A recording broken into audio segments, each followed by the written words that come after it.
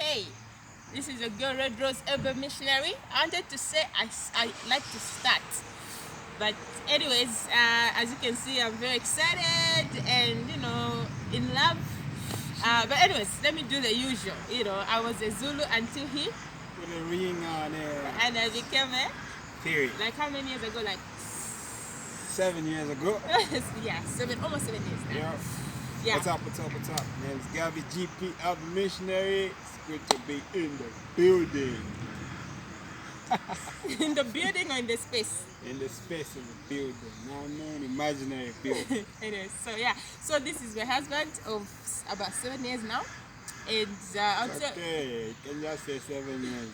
Prophetic. Okay, On the that's- 23rd of August this year, of our Lord 2020, we will be clocking 7 years. Great. Alright. So, anyways, for some of you who watched my earlier video, I was talking about how some of the sort of areas of focus that the BBC will take.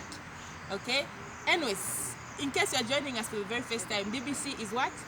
Beauty with brains and character, or bravery with brains and character. Great. So we believe that it's possible to be brave, it's possible to have the beauty, it's possible to have the brains, but it's very important to have the three: the beauty, the brains, and the character.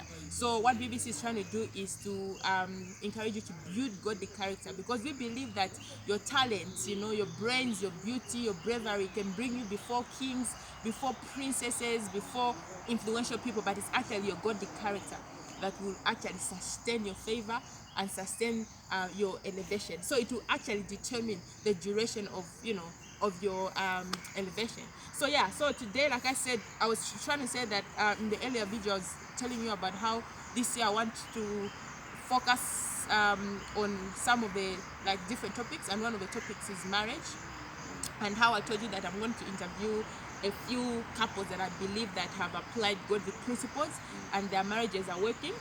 Yeah, because it's easy for people to admire other people's marriages. Like most of the questions that you get, babies, that like people admire our marriage, isn't it? Yeah.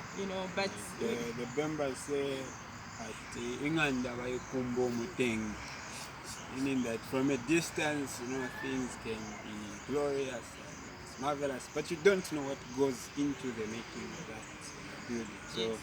I believe that we will be getting into what makes great marriages out there.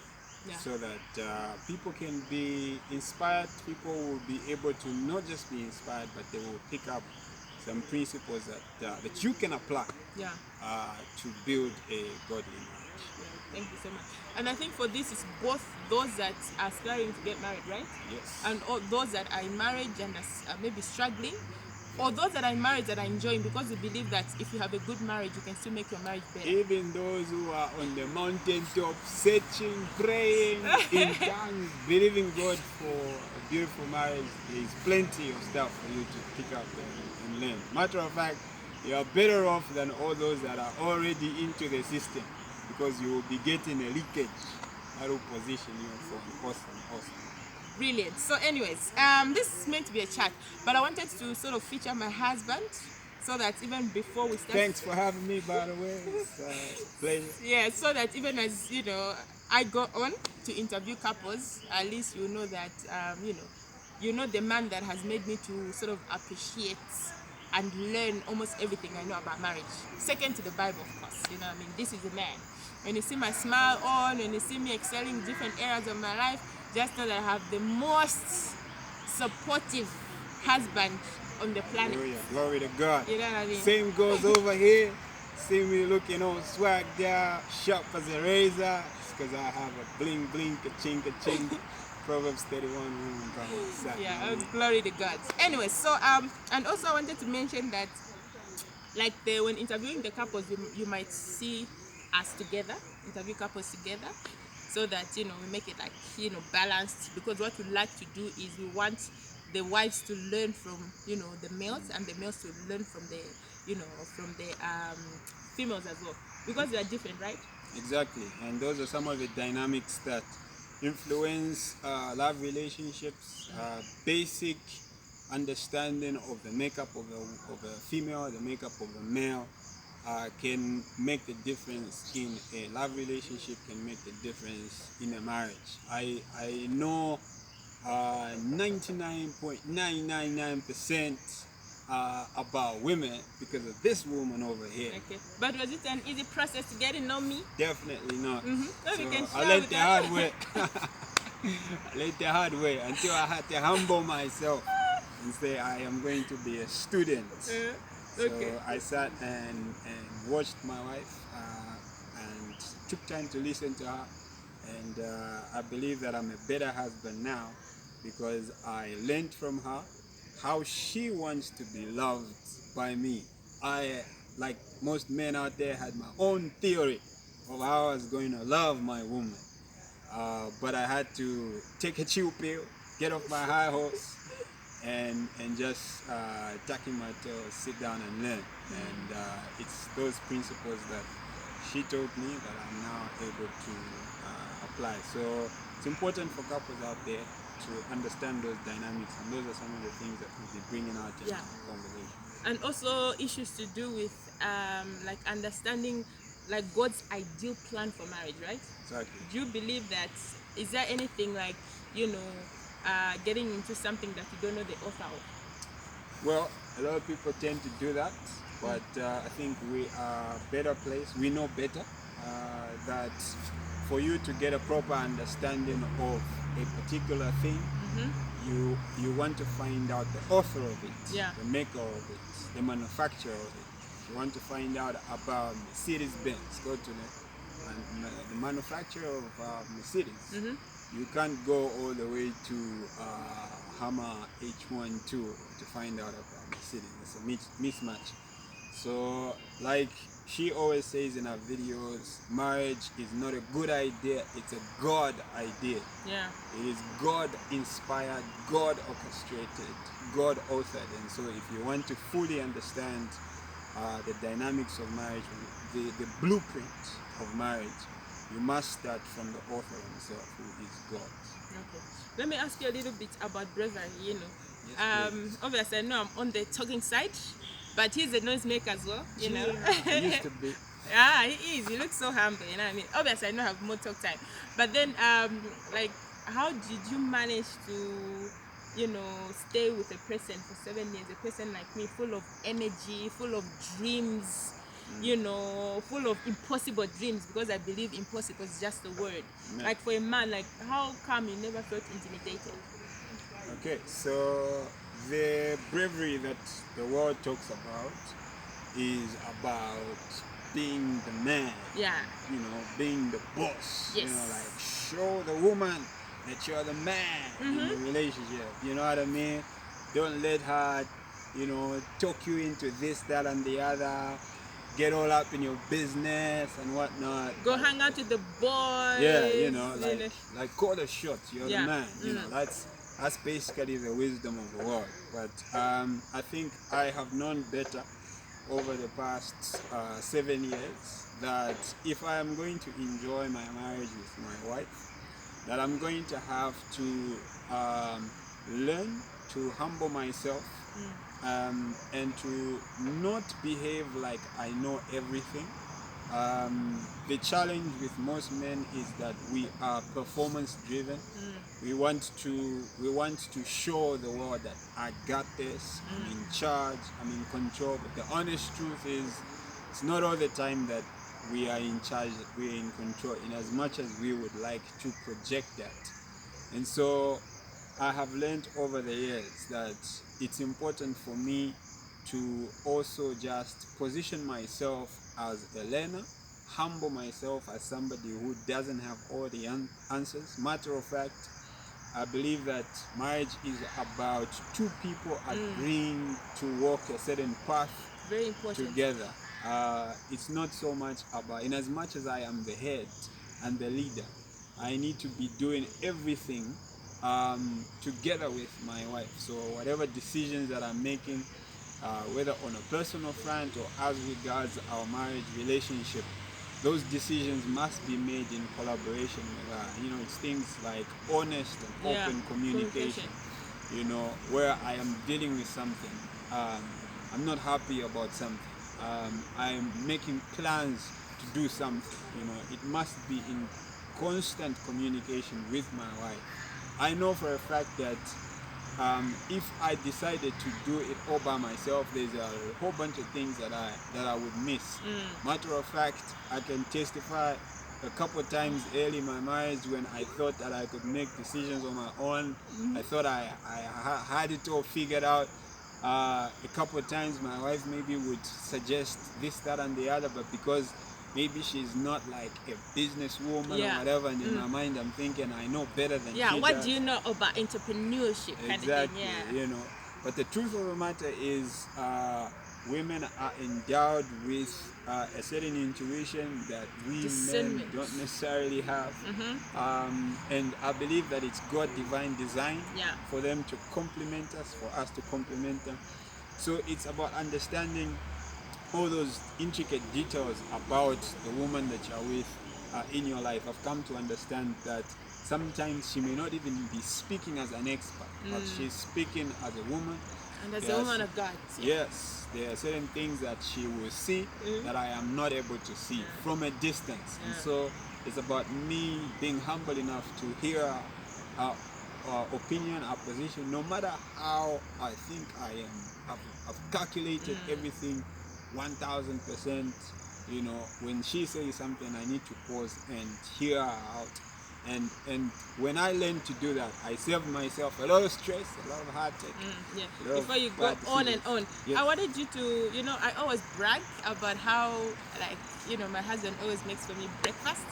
And he's been doing that for, I don't know how many years now. The last 4 years? The last 4 years, every day, and I think for people that would hear that, I like to brag about that, because I always say that he understands that I'm a princess, and I deserve to be treated better.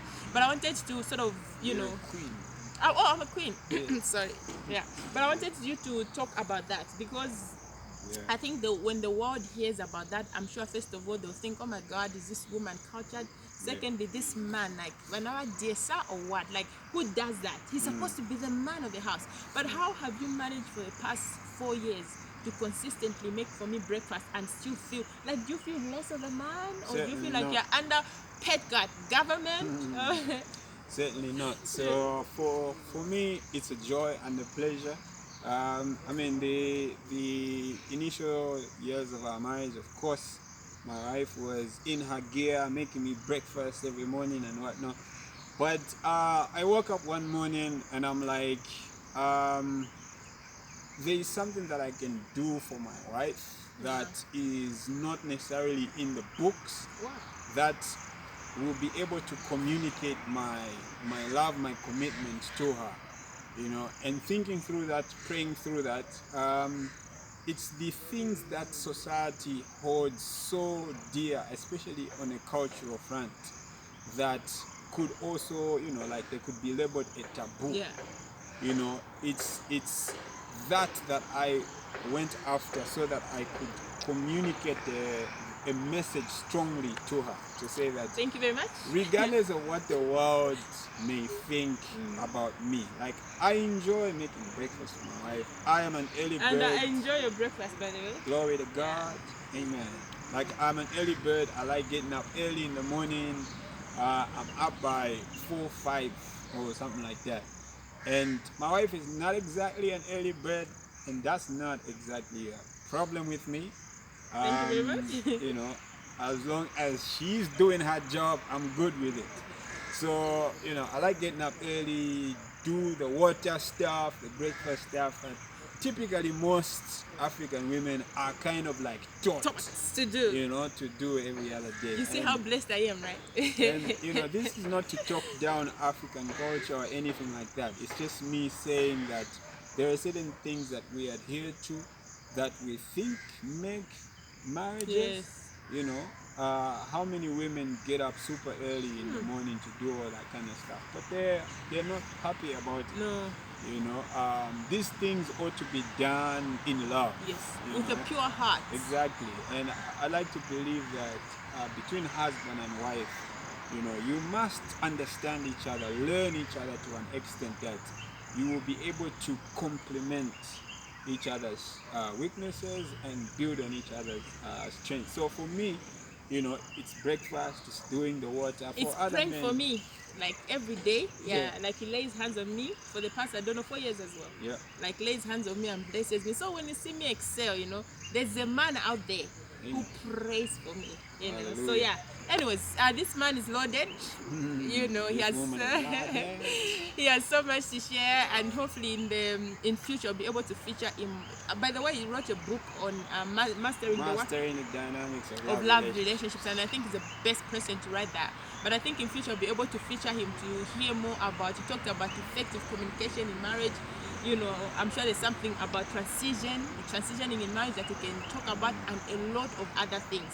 But to conclude, I would like you to just tell us quickly, within a minute. I'd like for you to tell us 3 key things that has made you enjoy your marriage. If at all you have enjoyed your marriage for the past 7 years, what are the 3 godly principles that you've stood on for the past 7 years that has made your marriage heaven on earth? By the way, you call it what? Perpetual honeymoon. Yeah. So That's what 3 it is. things quickly. Number 1.